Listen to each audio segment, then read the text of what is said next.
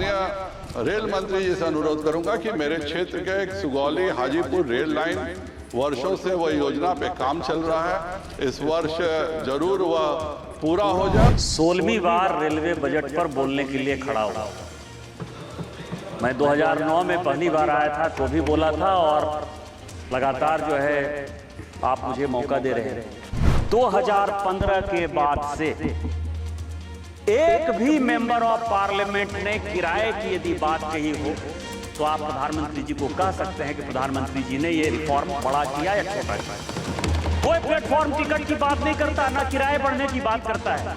एक कार्यालय को सहरसा और बनमनखी के बीच में, या तो मधेपुरा या तो सहरसा या तो बनमनखी, कहीं भी डीआरएफ जोन कार्यालय खोलने का प्रस्ताव मैं आपसे आग्रह करूंगा। और मेरा आग्रह होगा कि आपसे बार बार सभी लोग मिले और आप चाहते भी हैं। 4 साल पहले से लेके अभी तक उसका शुरुआत रियायत जो थी नहीं हो पाया है। इस विषय पर माननीय मंत्री जी का उत्तर कल होगा। मैं सभा का समय सभी माननीय सदस्यों के भाषण समाप्ति तक बढ़ा रहा हूं। सदन सहमत है? श्री निशिकांत दुबे। धन्यवाद अध्यक्ष महोदय। ये क्या है, लास्ट तक रुकते हैं, बोल के जाने वाले नहीं है ये। अध्यक्ष महोदय, मैं 16वीं बार रेलवे बजट पर बोलने के लिए खड़ा हुआ। मैं 2009 में पहली बार आया था तो भी बोला था, और लगातार जो है आप मुझे मौका दे रहे हैं। सबसे पहले तो मैं आपको धन्यवाद देना चाहता हूं और मंत्री जी को कि रेलवे आम जनता से जुड़ा हुआ इतना बड़ा विषय है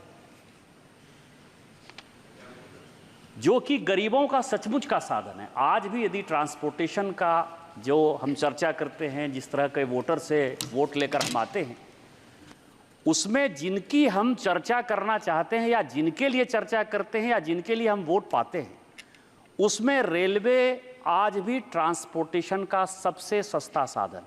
गरीबों को रेल चाहिए, और उस रेल बजट पर पिछली बार भी आप रात 12:30-1 बजे तक जग के खुद से, बहुत कम ऐसा अवसर मैंने देखा कि लोकसभा का अध्यक्ष वो खुद से इन चीज़ों में इंटरेस्ट ले रहा है, वो बैठा हुआ है।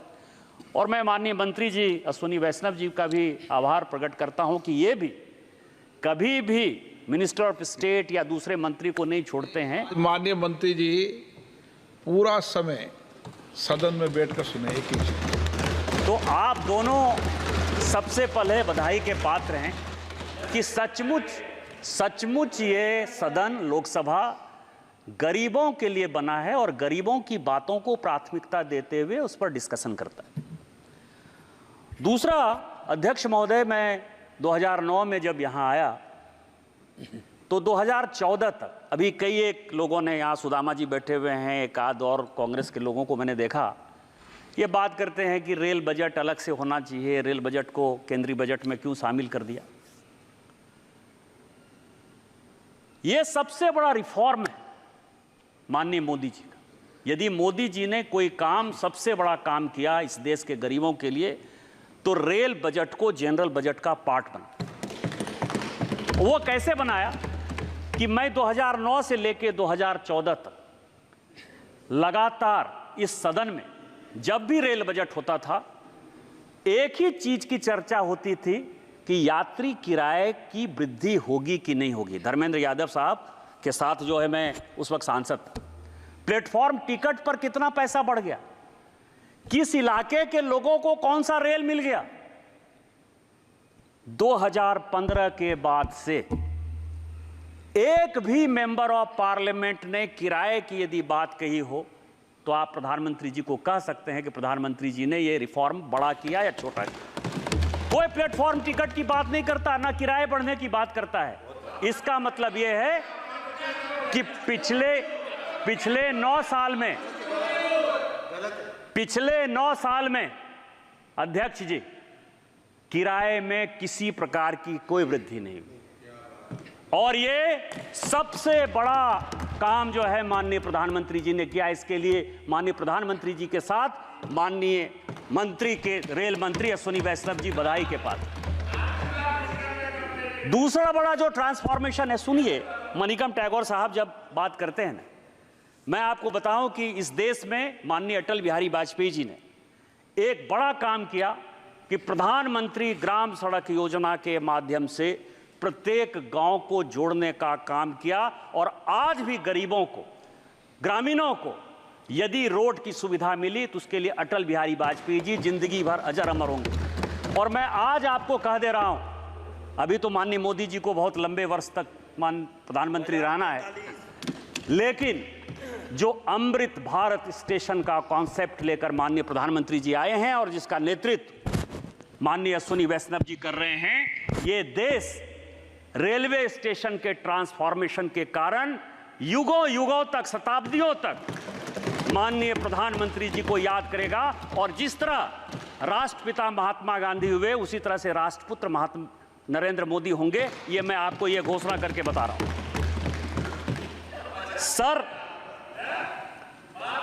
सर, रेलवे ने जो दूसरा ट्रांसफॉर्मेशन किया, जिसका मैं अमृत भारत स्टेशन देखा था, स्टेशन कभी देखा था मणिकम? आप जब से एमपी बने हो ना, मैंने पता किया, एक बार रेल से यात्रा नहीं की हो इस बार। न 17वीं लोकसभा में 2 बार यात्रा की हो, 17वीं लोकसभा में 2 बार रेल देखा है आपने, और 18वीं लोकसभा में तो एक बार भी नहीं गए हो। आपको क्या पता? मैं तो किया, मैं तो बिना रेल के अपनी कॉन्स्टिट्यूएंसी पहुंच ही नहीं सकता। मुझे तो रेल जाना है। अध्यक्ष महोदय, मैं दूसरी बात कह रहा हूं कि हमारे जैसे पिछड़े, मैं झारखंड राज्य से आता हूं, और झारखंड राज्य इस देश के रेल को चलाने में सबसे बड़ा टूल है। 35 से 40% जो रेवेन्यू है रेलवे का, पूरे देश के रेवेन्यू का, वो झारखंड देता है। लेकिन गोड्डा, जहां से मैं सांसद था, अध्यक्ष महोदय, 75 साल में गोड्डा के लोगों ने रेल नहीं देखा। और आजादी के 75 साल बाद 2022 में यदि रेल गया गोड्डा, तो माननीय प्रधानमंत्री जी के कारण गया और माननीय वैष्णव जी के कारण। मैं बधाई नहीं दूं, 7,500 करोड़ इसमें मिला है।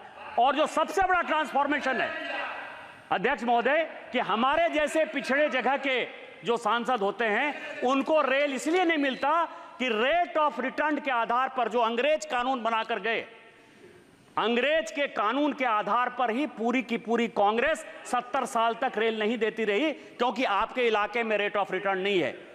और मैं आपका शुक्रगुजार हूं कि एक दिन जब मैं यहां भाषण दे रहा था आज से 2 साल पहले, और मैंने 2 बातें कही कि ये जो हम पढ़ते हैं कि मुंबई थाने पहला रेल था, ये गलत है। फैक्ट ये है कि हावड़ा से दीघा इस देश का पहला रेल लाइन था। बिल्कुल सही। वो दूसरा रेल लाइन था। जो इंजन आ रहा था, जो डब्बे आ रहे थे, वो समुद्र में डूब गए। इस कारण से वो रेल चालू नहीं हो पाया, और इसीलिए 1853 में मुंबई थाने चालू हुआ, जिसको कि पहला रेल कहते हैं। ये मैंने पहली बात कही थी। और दूसरी बात मैंने कही थी कि झारखंड जैसा राज्य आपको इतना पैसा देता है, यदि रेट ऑफ रिटर्न, आपने सब कुछ बदल दिया। आप राजा महाराजे को जितना गाली दो, यदि जोधपुर में, जैसलमेर में, उदयपुर में, मंत्री जी को मैंने कहा, यदि आपके राज्य में रेल है तो उसका कारण यह है कि वहां के राजा ने जो है अपने जनता के लिए किया। हम भी तो जनता की सेवा के लिए ही हैं। रेट ऑफ रिटर्न के आधार पर रेल लाइन नहीं बनना चाहिए, क्योंकि कई एक राज्य सरकारें हैं जो पैसा नहीं देना चाहती हैं। और मैं प्रधानमंत्री जी का शुक्रगुजार, मैं उनसे व्यक्तिगत तौर पर मिलने के लिए भी गया था, और उन्होंने इस देश के पूरे पॉलिसी को बदल दिया। अब कोई भी rail line rate of return के आधार पर नहीं होती है। और उसका सबसे पहला फायदा माननीय मंत्री जी ने मुझे दिया कि गोड्डा से पिरपैंती रेल लाइन के लिए 2000 करोड़ रुपया सैंक्शन हुआ। सबसे पहला मैं उसका लाभार्थी। और इस कारण से आज हमारे इलाके में रेल है। मैं ये कहना चाहता हूं, ये लोग बहुत, सर क्या है कि जाति पर भी टोकेंगे, एमएसपी पर भी स्पीकर साहब टोकेंगे, वायनाड पर यदि कोई भूकंप वाली घटना हो जाए, सब, मतलब मुझे लगता है कि कांग्रेसियों ने जो है अच्छी बात सुनने का जो है फैसला ही नहीं किया। मोदी फोबिया से इतने ग्रसित हैं।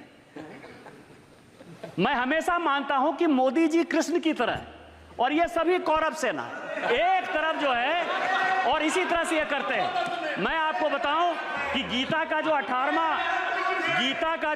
18वें अध्याय का जो अंतिम श्लोक है सर, कि उसमें कहा कि सर्वधर्माणि परित्यज्य मामेकं शरणं व्रज अहं त्वां सर्व पापेभ्यो मोक्षयिष्यामि मा शुचः। मैं सभी कांग्रेस और विरोधी सांसदों को कहता हूं कि मोदी जी के नीतियों में समाहित हो जाओ, मोदी जी सबका विकास कर देंगे, तुम लोग भी जिंदगी भर मेंबर ऑफ पार्लियामेंट बनते रहोगे। मैं जो बात कहना चाहता हूं अध्यक्ष महोदय, कि मेरा जो इलाका है वो इस देश को समझने वाला इलाका है। यदि कुरुक्षेत्र में कृष्ण ने गीता का उपदेश दिया तो कर्ण की जो राजधानी थी वो अंग प्रदेश हमारे यहां, समुद्र मंथन जहां चाहे वो नासिक में हो, हमारे यहां समुद्र मंथन हुआ। मंदार पहाड़, बाबा बैद्यनाथ हैं, अभी भी आप समझिए कि सोमवार के दिन जो है अध्यक्ष महोदय 8 लाख लोगों ने वहां पूजा किया। अभी सोमवार के दिन 8 लाख लोग, इतनी भीड़ कहीं नहीं रहती। उस इलाके में रेल इंफ्रास्ट्रक्चर और टूरिज्म जो है सबसे बड़ा रोजगार का साधन जो है इस दुनिया में टूरिज्म। कई एक रेल लाइन ऐसे हैं जो कि पेंडिंग है, और माननीय मंत्री जी ने आश्वासन दिया था कि 100 दिन की जो कार्य योजना है उस कार्य योजना में वो कंप्लीट होगा। उसमें जो रेल लाइन है अध्यक्ष महोदय की देवघर से वो गोड्डा होते हुए रेल लाइन पिरपैती जा रही है, जिसका एक्सटेंशन जो है विक्रमशिला का जो प्राचीन विश्वविद्यालय है, जो मेरा पैतृक घर है, और वहां से वो बटेश्वर स्थान में गंगा पर पुल क्रॉस करेगा तो ये 5 बाईपास हो। वो अभी तक नहीं हुआ है, मेरा मंत्री जी से आग्रह होगा कि वो हो जाएगा। दूसरा, कोयला जो है 2070 तक हमने कमिट किया है कि 2070 तक कार्बन एमिशन में कोयले को खत्म कर देना है। हमारे यहाँ कोयला बहुत है, और गोड्डा से लेके पाकुड़ तक केवल कोयले का बड़ा भंडार। तो गोड्डा से पाकुड़ रेल लाइन भी जो है वो फंसा हुआ है, जिसमें कि कोल का जो इवैक्यूएशन है कम से कम 15 माइन्स उसमें आएंगे जो इवैक्यूएशन है। और तीसरा, 2 प्लेटों को बनाकर जो है ये झारखंड बना, संथालपन्ना और छोटा नागपुर। हमारे यहाँ से जो दूरी है वो 350 किलोमीटर है, क्योंकि हम लोगों को रेल से बंगाल होते हुए जाना पड़ता है। एक नया रेल लाइन जो लोग कह रहे हैं कि जसीडी, जो कि अमृत भारत स्टेशन में है, ग्रेड A का स्टेशन है, वहां से यदि चकाई होते हुए, यदि कोडरमा होते हुए हम चले जाएंगे तो हमारी दूरी जो है वो 150-170 किलोमीटर हो जाएगी। तो हम अपने आप को रांची के साथ जोड़ पाएंगे। और दूसरा, देवघर में जो वंदे भारत स्टेशन हुआ है सर, बैद्यनाथ से विश्वनाथ, ये रेलवे के पाइपलाइन में है। माननीय प्रधानमंत्री जी का जो विश्वनाथ धाम है वो जुड़ेगा हमारे बैद्यनाथ धाम से। इन सबों को जल्दी से चालू कर दीजिए। आपको बहुत बहुत बधाई, और आप जो आम जनता के लिए काम करते हैं, भगवान आपको और माननीय प्रधानमंत्री जी को ढेर सारी लंबी उम्र दे। इन्हीं दुआओं के साथ जय हिंद, जय भारत।